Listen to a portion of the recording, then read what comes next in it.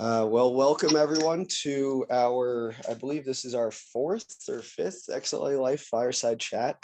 We're very excited to have our first international guest speakers here from the STOP XLA program in the Netherlands. But before we begin, I'm going to get us through an agenda and some introductions. So the name of this presentation is 350 XLA lives, and we'll explain the significance of 350 in a little bit with guest speakers from STOP XLA. So on our agenda, we're going to go through introductions, we're going to ask some poll questions, and then we're going to hand it off to the STOP XLA folks who will tell us a little bit about the steps towards XLA in newborn screening. And then at the end, we have a couple minutes for Q&A discussion. So newborn screening, what is it? Well, it's a way to provide early detection for certain conditions, and early detection for these conditions confers for earlier treatment, and then it should improve quality of life. It's different by country and by state. So each country in Europe, I believe, has their own newborn screening panels, and each state in the US also has their own. And the way it works in the US, I'm more familiar with the US version, is there's this RUSP, Recommended Uniform Screening Panel. This is recommended by this Human and Health Services Department, and it's not a mandatory screening. So conditions on this list can be added to newborn screening panels on different states. So in 2010, severe combined immunodeficiency was added to the RUSP, but it wasn't until 2018 that Louisiana added SCID to its newborn screening panel, and it was the 50th state to do so. So there's some gaps to do even after adding to the screening panels. Oh yeah, so we're going to start off with a quick poll for our participants here. So the first question, and I'm going to launch it, is, are you in favor of newborn screening? And so pick the most applicable answer for yourself. Not at all. Don't think so. I'm not sure. I think so, and definitely. Well, already I can see most people are very pro newborn screening. Looks like we have all of our participants, 9 out of 10. Sweet. So we'll end the poll, and I believe I can share these results as well. So 8 out of 9 said definitely, and we had 1, I think so. So hopefully we can get 100% to definitely after this. We're going to stop sharing that, and we have one more question, and this is more catered to those with XLA or parents of XLA. But do you believe that an earlier diagnosis of XLA would have improved your quality of life? All right, so we have 4 people who asked, 5 people who answered, and again, similar results. Most are definitely, and I think so. So there's, I know that our patient community is definitely more in favor of newborn screening, and this just goes to show that it really would help a lot of patients and families. There's a lot of the diagnostic odyssey that we all go through, and stopping that in future generations would be key. So how do we get newborn screening? Well, we need evidence of a medical need. We need evidence of improved quality of life with newborn screening, and we need evidence of cost effectiveness. So here's a screenshot of key questions considered by the RUSP committee. This is again in the US. But we need basically letters of support from experts, as well as evidence from protocols. And that's a lot of work. So how can we do this? Well, we have our friends here at the STOP XLA program from Leiden University Medical Center. Miriam, Martia, and Emmeline are here to help us out. And we hope that us, the XLA community, can also help them out. So I'm going to hand it off to Miriam, Martia, and Emmeline. And yeah. I think March will start, and then I will start sharing the video. Great. Marcia? Would you like to say something or shall I start the video? I think we can start with the video and after I will take over. Okay.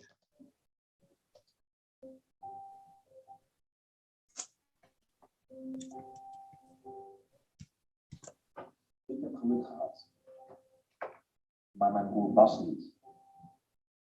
Bas was als kind ernstig ziek, maar de dokters die wisten niet wat het was. Hij had longontstekingen, darmontstekingen, oorontstekingen.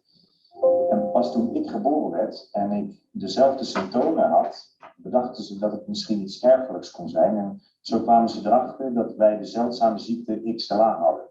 En toen konden ze de juiste behandeling beginnen, zowel bij mij als bij Bas. Alleen doordat het bij Bas pas 5 jaar later werd ontdekt, heeft hij enorme schade aan zijn lichaam opgelopen, waar hij nog steeds vandaag de dag mee kampt. Hé Bas, hoe is het, jongen?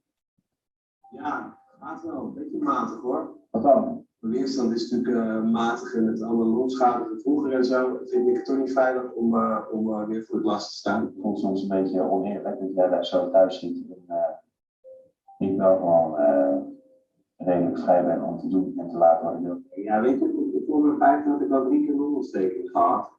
Ja, omdat ze niet wisten dat ik iets zo later buiten had in longschade kwam. En als het wat langer had geduurd, voordat ze dat ontdekt hadden, dan was ik er misschien wel niet meer geweest.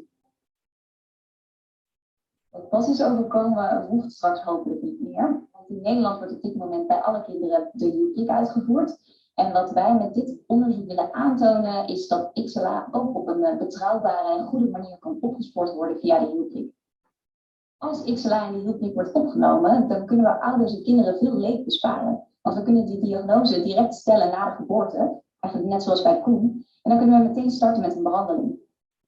Daarom is het goed het onderzoek doen naar het opnemen van XLA in de hielprik. Dan begon je al die schade aan longen of aan bijrondjes waar ik niet mee loop. Als mijn broer via de hielprik getest was, was hij nu net zo gezond als ik. Dus geef XLA geen tijd. Stem op ons.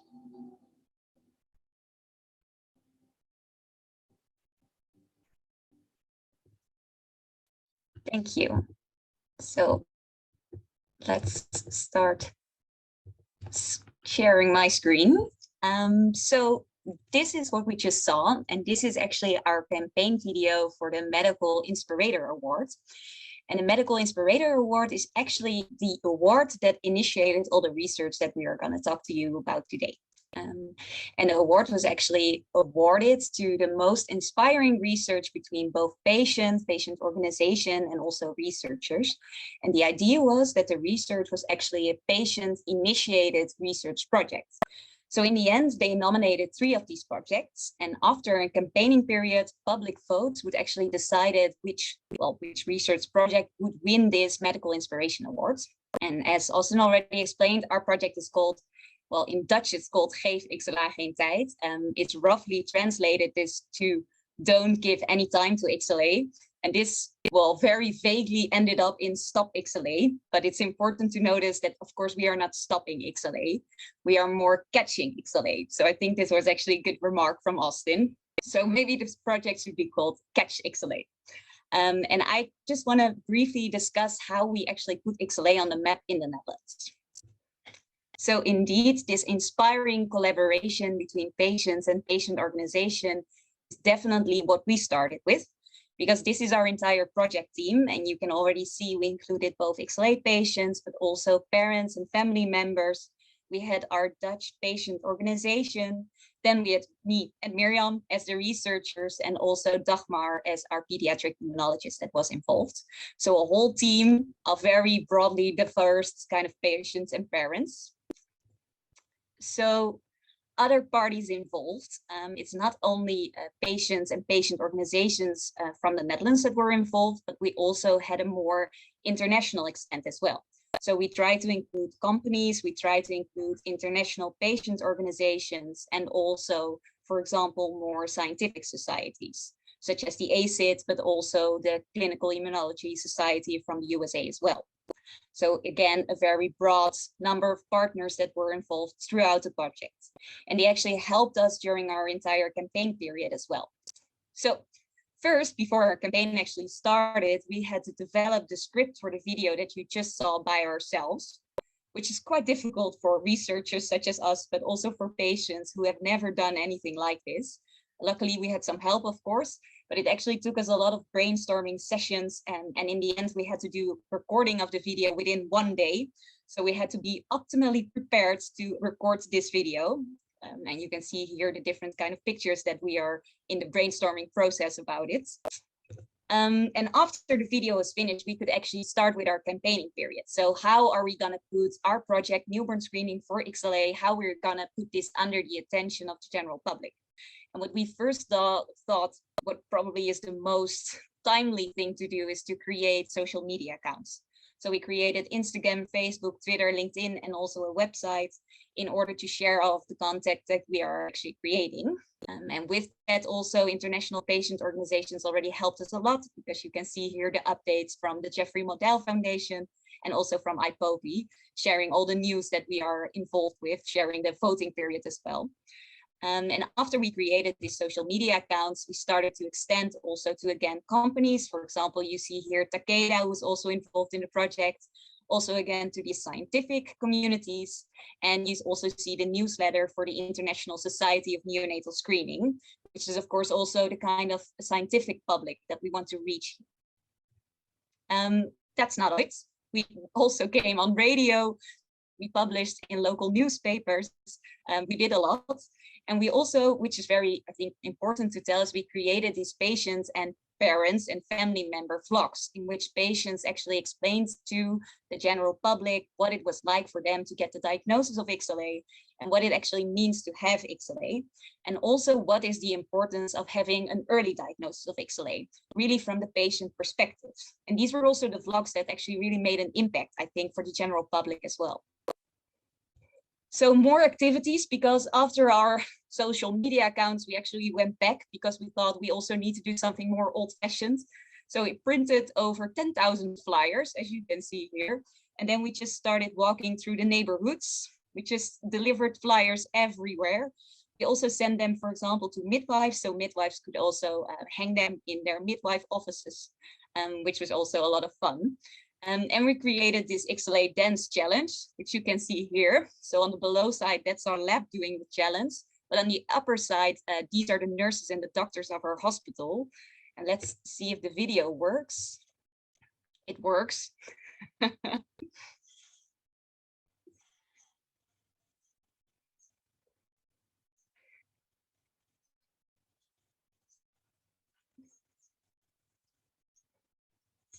Well, you get the point. It was an XLA video. So we also did, because it was, of course, COVID times, we did an online version with our lab as well. And as you know, in Zoom, sometimes it mirrors. So the L was always the different way around, but we made it work in the end. So these were the nurses and doctors of our hospital also joining in this challenge. And we also challenged other hospitals to do this XLA dance as well. So that had some great results. So in the end, I think this is the main thing. We won second prize, which was actually very, well, we were super happy with this because it meant that we actually got 75,000 euros to invest in our research. And that's approximately also $75,000 because dollars and euros are similar right now. And as you can see, well, a lot of everybody that contributed, we had in the COVID time, we had the mouth masks as well with our logo on it. And this was actually the first kind of money that we now could use for our research. But I think even more important, we really made the general public, but also the doctors and researchers more aware of the disease of XLA and also the importance of early diagnosis for XLA. So in the end, I think that was one of the main goals as well. So with that, this was all previously done up to the research project. I would like to give the word to Miriam to go a little bit more in depth about XLA and newborn screening for XLA. Thank you, Maartje. It was indeed nice to see again what we discussed and what we all did before we could start with the project. I think now this is okay. In fact, XLA is in fact not the first primary immunodeficiency that comes into play for newborn screening. So as Austin already indicated, there is already newborn screening for SCID. And you think, oh, maybe that's XLA could be in the slipstream of the success of newborn screening for SCID, but it is more difficult than we anticipated. So I think that the campaign we started and everything we did was really important to get it going. Yeah, Miriam, I just want to, I think you're in presenter mode, yeah. Okay, then this is better. Okay, super, yeah. Thank you for. So this is a screenshot from the website from the ICOPI, from the PID Life Index, and it visualizes where newborn screening for SCID is at the moment ongoing, where pilots are being performed. And before I go into detail for the XLA screening, I want to tell a bit more about SCID screening, because that helps for better understanding about the XLA screening. So I start with a bit of basic immunology. This is the bone marrow where stem cells are. And stem cells go to the thymus, so that's a little organ near the heart, and then there can T cell development occur. And during the process of T cell development, at the DNA level, DNA is reshuffled to get a T cell receptor. And as a byproduct, a circular DNA fragment is formed, and that's a T cell receptor excision circle, or a track. So, and the track, that's really the most important part of the newborn screening for SCID, because what happens in case of a patient with SCID, they don't have T cells. And if you don't have T cells, you also don't have tracks. So when we keep these tracks in mind, because these are circular DNA fragments, and when babies are born, dried blood spots are taken. So blood spots are dropped on the paper, and you can make punches. And then with a technique, you can quantify the number of tracks being present in the punch. So if you have more than 10 tracks for a given sample, then it's fine. So that's normal. If you have less tracks, then you potentially have SCID, because if you have low tracks or no tracks, that means that you have a low number of T cells. So that's the whole clue for newborn screening for SCID, so quantifying the tracks. Now, when we go to the B cells, you have the B cells. They also originate from the stem cells, the hematopoietic stem cells. They develop in bone marrow to B cells. And during the process of B cell development, cracks are formed, the kappa deleting recombination excision circle. In fact, why is it not called BRAC? Now, I think that's a bit too detailed, but keep in mind, crack is the crux for the whole screening. So again, you understand the principle.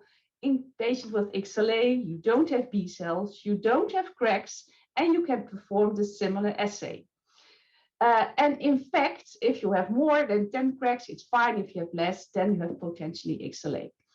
And in fact, it's good to know you can even merge the crack and the track measurement in one assay. So you can wonder, why not do it? Because it's so easy. So newborn screening for XLA, a question, why is it a question? Now, I think this sculpture still visualizes best the opinion about newborn screening for XLA still at this moment. There are people who say, yes, there are still late diagnoses for hypogamma with consequent lung disease, which gets worse even when on IV replacement therapy. However, you also have people who say no, and they claim there's no evidence to show that crack screening saves lives, decreases morbidity, and is cost effective. So that are all the points that also Austin raised in the introduction. So this really forms the basis for the XLA project. So this is the outline of the project. On one hand, we have the important question, does early diagnosis of XLA result in better patient outcome? You can think yes, but that's not scientifically. It really needs to be proven. And then what is the most suitable test method for neonatal screening? So we have the crack assay, which I already mentioned, but is that sufficient? So together, this project should give us the answer whether or not early identification of XLA via newborn screening is an evident innovation in patient care. So what we did, we started the project also in a bit linked to the study for the SCID screening. And that study was called the SONET study. In that study, we analyzed the tracks to screen for SCID, but we choose for the assay that we could also measure the cracks. But it was blinded because it was not allowed, because we're only allowed to screen for track because we didn't do the research for crack analysis for XLA yet. So we combined it together, and we found in 110 newborns that 136 children had low cracks. So that would mean 1.12% of the population, and these children all need to be referred to hospitals to check whether they really have XLA. But the frequency of XLA is not 0.12%. So that suggests that there's really a high false positive rate. So this indicates that the crack assay is good, because if you have XLA, you have no cracks or reduced cracks. But if you have low cracks, that does not necessarily mean that you have XLA. And you can imagine that at birth, when a child is referred to a hospital because of an abnormal screening result, it gives a lot of stress for the family. So you really want to make sure that your false positive rate is not too high, but you also don't want to have false negative. So that's really the balance for screening. So here in the left graph, you see that these newborns had low cracks, and that is really compared to healthy newborns. And what we did, we added a new test. And in fact, what we did cell counting on the dry blood spots. And what we found, there were indeed a couple of children who had normal values of B cells, although they had low cracks. But still then, the majority of the children with low cracks also had low B cells. So that means that counting the cells is not sensitive enough to pick up the children with XLA. So the crack assay, that's fine as pre-screening, but the second method, so the cell counting, that is not sufficient.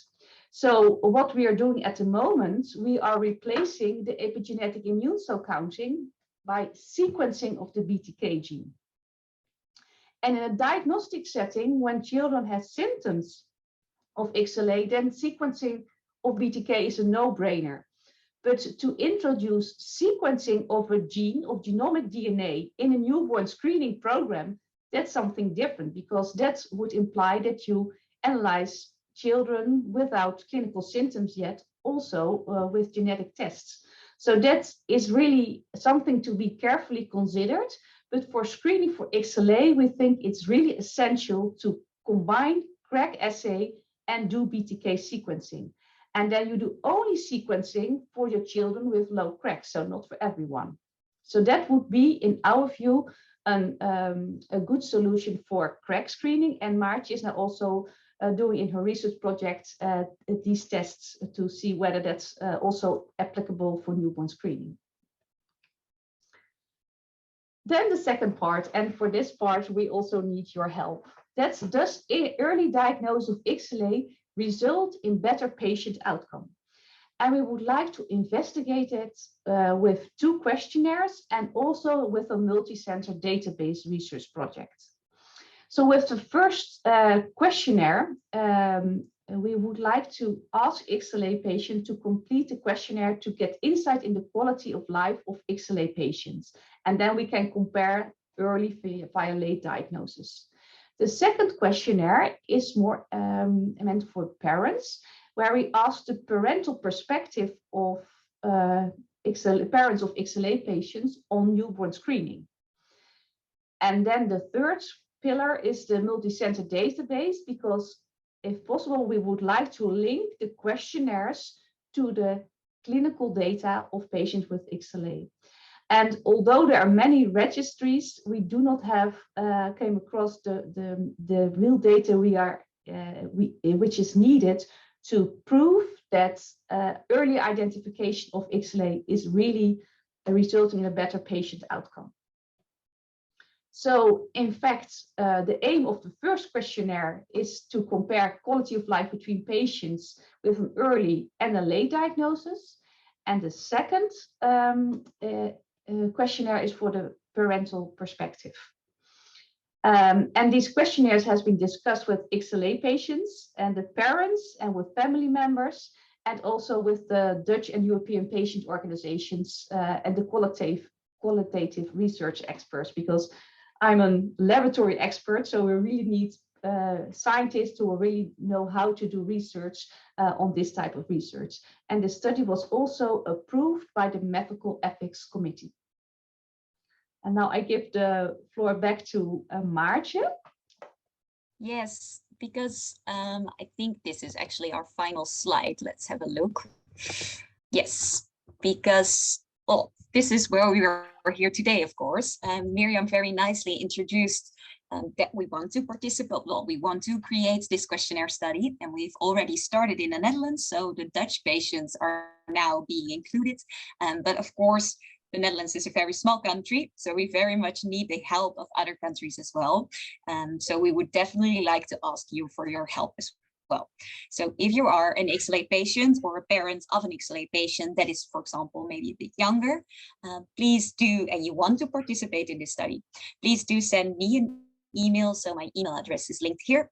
If you want to participate in the study, I will then send you all the information about the study, and I will also send you the questionnaires. And the questionnaires can be filled in online very easily. You don't have to print them. You don't have to send them by post. It is all done online. Once you have filled in the questionnaires, you can email them back to me. And in this questionnaire, there's also a little box that can be checked if you want to provide consent to obtain for us your clinical data in an anonymous manner. So then if you would like to do that, it's not necessary, but we would very much appreciate it. Please also provide the details from your physician in your email so we can contact them for your clinical data. It would be nice if you maybe could also give your physician a little bit of a heads up, like I want to participate in this study, and maybe these researchers will contact you so that they will not be completely blunted, like, who's this researcher from the Netherlands? Give me an email about your clinical data. That would be nice too.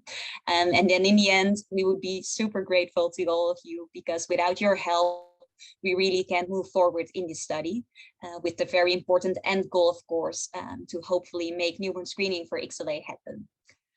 So this was actually our final slide. So I think we will give the word back to Austin then. Yeah, thank you. That was a fantastic presentation. I'm really happy you got to share with the community here. And let me share my screen again. Here we go. So we will ask the same questions again. Here are the results from our first. So we'll just launch the "Are you in favor of newborn screening" again? This is very different from our gene therapy one, where gene therapy is almost not as much of a no-brainer, hands down, like, are you in favor of newborn screening? No risks really involved here. So I'm not surprised to see that everyone is very much in favor, and it seems like we have the same results again. So we'll share the post question number one, and we'll ask the second question now. Yeah, so we have some time reserved for Q&A after, so feel free to type your questions in the chat or the Q&A box, or raise your hand. We can, if you want to talk. We have the ability to let the attendees talk here. So I'm really impressed by the social media campaign at the beginning. And so I wanted to ask, actually, what role did the public have in getting this up and running, getting STOP XLA up and running? Because as you said, the patient population in the Netherlands isn't that big. So getting those not really involved with XLA to gain momentum. Yeah, I wanted to know what that was like. I think our video really helped because our campaign video about these two brothers, one brother having an early diagnosis and one brother having this late diagnosis, really spoke to the general public completely. Everybody was immediately like, this is something we should do. Look at these two brothers sharing their story. And this is the same also for the patient vlogs, because it really spoke to people, I think, on a personal level, patients explaining what XLA meant for them and what an early diagnosis could have meant for them. So after sharing the vlogs and the video, I think a lot of like also people from the general public, they really came on board and they started sharing, of course, our content as well. So I think that helped a lot. Yeah, and maybe it's a bit strange to mention, but we were also thinking that the maybe a good side, if you call a good side from COVID, is that people know now more about the immune system, what antibodies are, and I think that they know much more about it than before.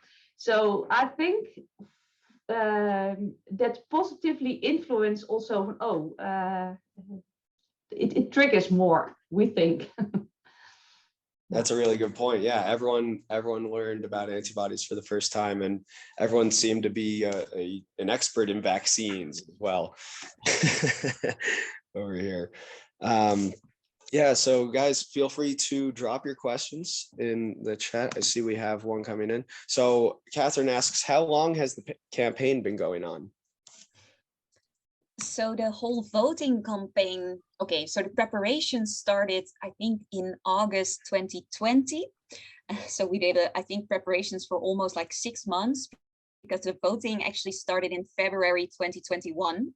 And then the voting period was only 1 month, so people could vote 1 month, but we had, of course, a lot of preparations before that. And then after the 1 month, we actually won the second prize and we could go ahead now with the project. So since we have started with the project, of course, we are still giving updates, how the research is going, what we need from patients, what we need from others. So the campaigning never stops. But the main campaigning on social media was, I think, in that, well, 8 months period. Gotcha. And I was curious, who is the body or the committee in charge of newborn screening in the Netherlands? So in the Netherlands, you have the National Institute for Public Health in the Environment, which is called the RIVM, and they are the more of executing body of newborn screening. So the government is, of course, in charge, and they decide what diseases will be screened for. But this organization actually executes most of the newborn screening tasks. We have 5 screening laboratories in the Netherlands, so divided throughout the Netherlands, and they have also one of those. Okay, very cool. And so have you developed this protocol based off of recommendations from that governing body? Have you been in contact very much? Yeah, so I worked there during my PhD for almost 2 years, which helps a lot because yes, I know them.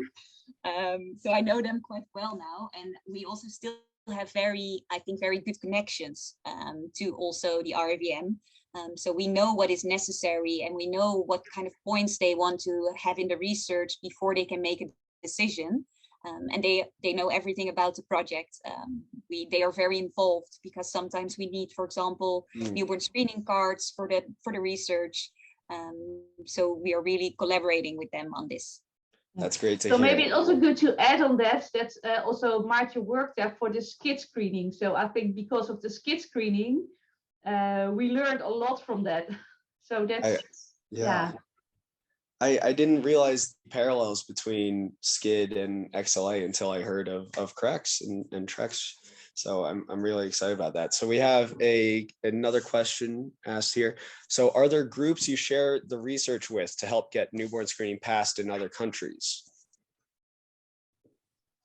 Yes. Yeah. So definitely, we of course are sharing, well, almost our presentations everywhere. We are broadly sharing it within the ACID, so the European Society of Immunodeficiencies, to help get other countries involved as well. So that's also, of course, the planning, because we want to include patients from other countries and help them also get aware of the possibility of newborn screening. We are presenting our work a lot on international scientific conferences as well, sharing our data, publishing our data, of course. So definitely that is something we are doing. Maybe Miriam has something to add. Yeah, that was also interesting because we got the award because of the most inspiring collaboration. And for us as researchers, it was really inspiring to collaborate with XLA patients and the parents. And what's also really interesting that the patient organization also pitched this initiative to IPOPI, and now they are in the way of winning a prize for this project. So that's really a spin-off that also from the patient organization initiative, it's also seen as a good initiative within the PID field. So I think that's a spin-off just the other direction. So that's, I think, really, good as well. Yeah, I wish I mentioned at the beginning how the evidence provided by your group will be useful in any country, anyone trying to nominate XLA to get on the newborn screening panel.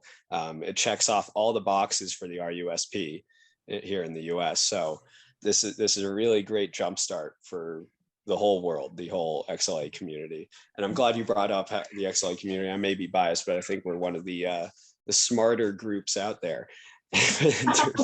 Yeah. More well connected.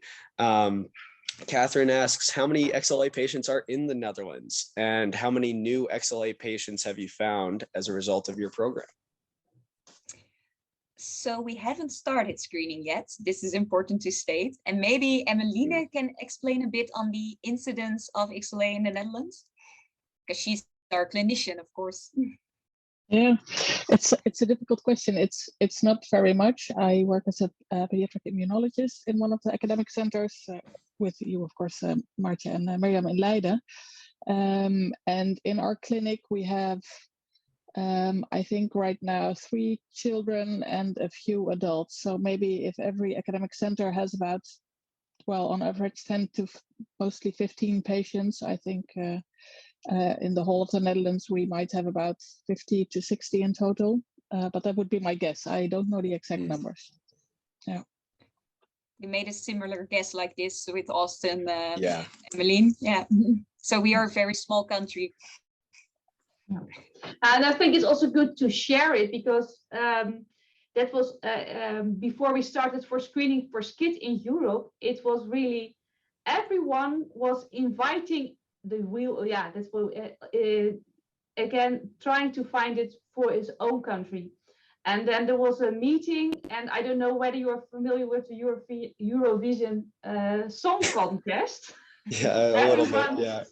Now that's quite popular in Europe.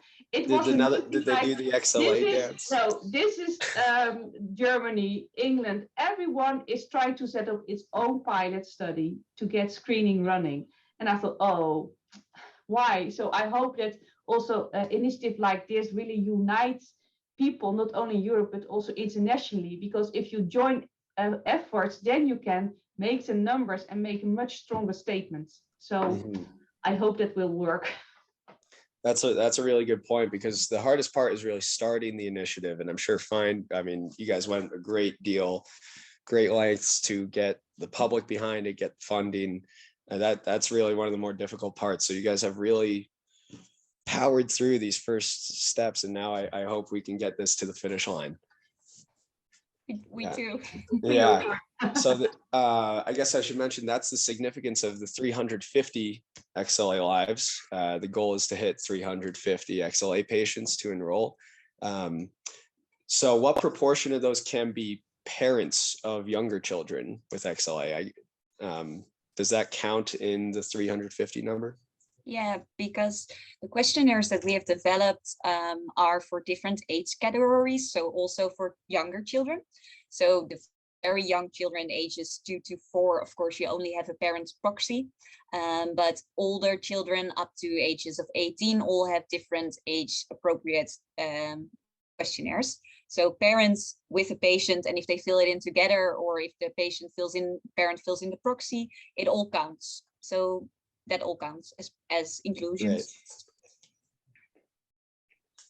Great. Yeah, I'm really excited about this. I think the entire community will rally behind this, and we'll be sure to host that form with your email on our website. We'll share that. Oh, maybe it would be good to put in the chat right now, actually, Marcia, your email where people can reach out for the questionnaire.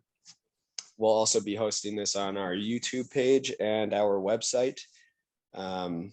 Yeah, also feel free to put in your website. What was it? XLA.mu, I believe. Yeah, any last comments? I think the questions have slowed down. Is there anything we want to close on? Thanks for giving us the opportunity to share our projects with you. Yeah, of course. I really appreciate you guys starting this and spreading word of XLA and sharing what you're doing with the community. We'll be sure to help out as well. All right. So thank you to Miriam, Marcia, and Emmeline. Our next XLA Life Fireside Chat is not scheduled. I've just started school, so I'm not sure that there's going to be one next month. We may take a quick hiatus, but we will see you in October for sure. Again, thank you so much to the STOP XLA group in the Netherlands, and we will see you shortly. Stay posted. Thank you. Bye-bye. Bye.